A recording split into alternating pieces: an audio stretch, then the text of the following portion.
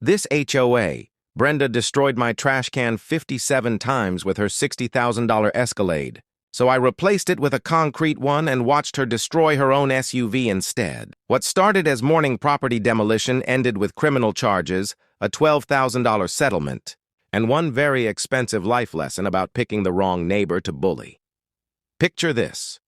The sharp crack of plastic shattering echoed through the dawn silence, followed by the metallic scrape of bumper-meeting asphalt as a pearl-white Escalade sped away, leaving my garbage scattered like confetti across the driveway.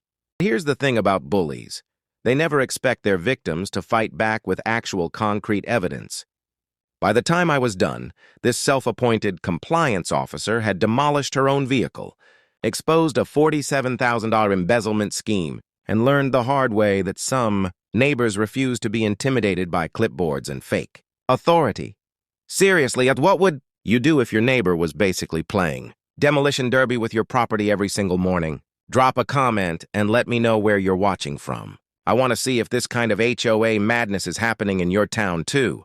Let me back up and tell you how this whole mess started. My name is Marcus Holloway. I'm 45, an electrician of 22 years. Recently divorced, I was fighting for joint custody of my two teenagers, Emma, 16, and Tyler, 14. We live in Pinewood Gardens, cookie-cutter houses, manicured lawns, and an HOA that treats uniformity like scripture. I bought the corner lot 3 years ago after the divorce, thinking it would be a fresh start. More room for the kids, better schools, quiet streets. I didn't plan on a neighborhood enforcer with a pearl-white Escalade deciding my life was public property. Brenda Whitmore. Yes, Brenda, not Karen. 52, widowed, retired from managing a bank. She knew the HOA rulebook like scripture and had cozied up to the HOA president, Gerald Thornfield, enough to feel untouchable. My corner lot meant the trash can had to sit near the curb every Tuesday morning. City ordinance requires it be within 3 feet of the curb. And that just happened to be right where Brenda took her 6:15 a.m. power walk. The first Tuesday, the plastic can exploded under the sound of her engine. Garbage everywhere. Brenda rolled down her window with a saccharine. "Oh my, are you okay?" Like she hadn't just committed vehicular vandalism. I'd bought that can the week before for $23 at Home Depot. I stayed calm, picked up soggy cereal boxes while the garbage truck was still 20 minutes away, and told myself maybe it was an accident. Then it happened again and again. Same rumble, same crunch, same pattern. By Friday, I had no doubt. Mrs. Olivia, my elderly neighbor across the street, confirmed what I suspected. Brenda was taking the long way on purpose. I politely approached Brenda one afternoon, and she cut me off with a smile and thinly veiled contempt. Maybe I needed placement timing adjustments. That tone, sanctimonious and cold, was what she used to terrify people. I started researching property rights and municipal ordinances. Trash cans placed in the public right-of-way are still personal property. Our HOA had no rule about placement timing or materials. The covenants only say trash. Receptacles can't be visible except on collection day. I replaced 4 trash cans that month. 90 tools down the drain and tried to keep the kids out of the daily drama. The custody evaluator was watching. But Brenda's smile hardened into malice. She began locking eyes with me as she drove by, a little smirk that said she knew exactly what she was doing. Game on. 2 weeks into October, things escalated. A certified letter arrived, accusing me of improper trash placement and threatening $50 a day fines if I didn't remedy it within 72 hours. It quoted a phantom bylaw, Section 4.7.3, that didn't exist. When something doesn't add up, my electrician brain kicks into troubleshooting mode. You trace the issue to the source. 3 hours of cross-checking city and county codes paid off. City code requires trash to be within 3 feet of the curb on collection day. HOA jurisdiction ends at the property line. They couldn't legally regulate the public right-of-way. I set up a Ring doorbell and paid for a professional survey to confirm placement. Mrs. Olivia signed a trembling written statement. That evening, Brenda flooded next door with denunciations about reckless homeowners and dangerous corner obstacles. But The thread turned into a civil argument instead of a lynch mob. Then, I noticed something weird in the timestamps. The city had received 4 separate complaints at 2:47 a.m., all with different witness names, but clearly submitted together. My buddy Dave at the permit office laughed. Either our neighborhood had a lot of insomniacs, or someone was fabricating complaints. At the next HOA meeting, I came prepared.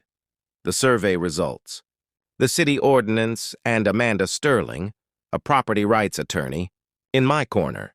The boardroom smelled like industrial carpet cleaner and stale confidence. Brenda sat at the table, navy blazer, practiced expression, but she looked rattled. When I read aloud the ordinance and presented the evidence, the board called for further review. Translation: they had nothing. That night, Brenda cornered me in the community parking lot and hissed loud enough for others to hear. People like you come into decent neighborhoods and think rules don't apply. The racial undertone was heavy. Mrs. Rodriguez clutched her purse and gasped. Jim Torres, the maintenance guy, pretended his keys were fascinating. My phone, tucked in my pocket, recorded the whole exchange. Emma asked why the mean lady hated us. Tyler asked if we'd have to move. I promised them everything would be okay while I privately did the math. Replacement cans, missed work, attorney calls. Brenda escalated in other ways. Anonymous notes appeared in my mailbox, typed, unsigned, threatening fines. The HOA newsletter suddenly featured a reminder about trash violations, with a photo of my house blurred just enough to claim deniability. I doubled down. Bought a reinforced, commercial-grade concrete trash can liner. 80 pounds of immovable defiance. Painted it black, stenciled my house number. It looked identical to a regular bin, until you tried to move it. The first morning, 6:14 a.m. sharp, Brenda's Escalade rolled up. The thud was seismic. Airbags deployed. Steam hissed from her radiator. My Ring camera captured everything in 1080p clarity. The impact, her face frozen in shock, the unmistakable sound of metal crumpling against stone. Neighbors poured out in robes and slippers. Mrs. Olivia shouted, "Serves you right!" Tyler, watching from the window, whispered, "Dad, you won." Brenda staggered out, clutching her wrist, screaming about sabotage. She called the police. Officers arrived, looked at the footage, and exchanged glances that said it all. The can was legally placed. Her driving? Not so much. When the report was filed, it noted reckless driving, property destruction, and suspected fraud.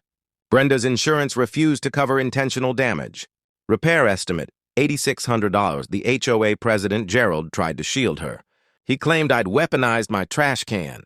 My attorney, Amanda, calmly presented the ordinance, survey, and video. Then she dropped the recording of Brenda's racist remark in the parking lot.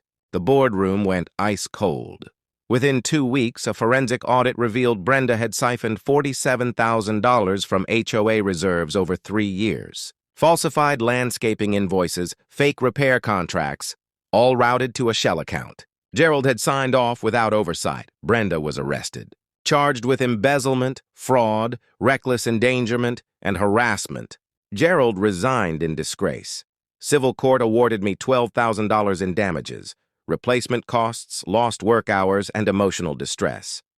Brenda's Escalade sat unrepaired in her driveway for months, a silent monument to arrogance. The new HOA leadership sent me a formal apology letter and quietly amended the bylaws to prevent similar abuse. Mrs. Olivia brought over a lemon cake to celebrate.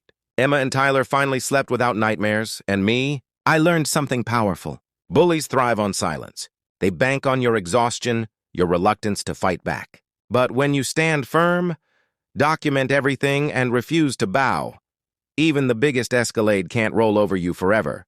So what would you have done in my shoes? Kept replacing the cans and hoping it would stop? Or gone full concrete justice like I did? Drop your thoughts in the comments and don't forget to tell me where you're watching from. HOA horror stories like this seem to pop up everywhere, maybe even on your street.